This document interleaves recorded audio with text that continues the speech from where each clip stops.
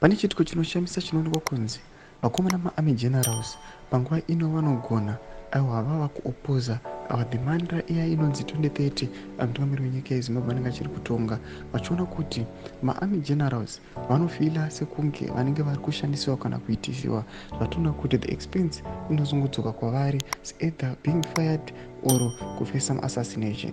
Siyamina mashoko anomudata kubva panapa namajera jeros aiwa ane headline rakabata musoro nhasi anotombo subscribe like on the bell like tipinda panapa anobuda achiposta this newspaper reAfrica Continental rakanzi Mnangagwa takes on the army, rakanyagwa chinzi 7 years after the coup.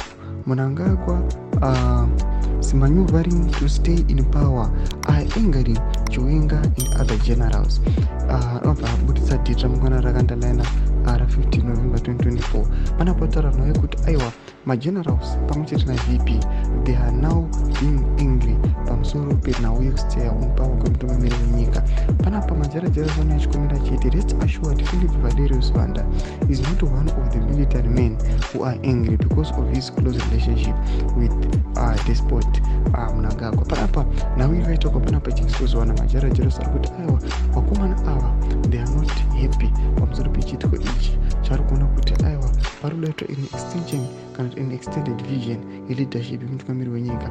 We don't know what they are planning kana kuti chaos arikuda kukonzeresa kana vada kukonzeresa zvakamboitika muna 2017 here. We are not aware of that, but now iri panapa tiri kuona kuti aiwa vakomana ana majarajara zvari kuchifumbura vachiti chinogona kubaka ndokunguti zvinonzi history repeats itself.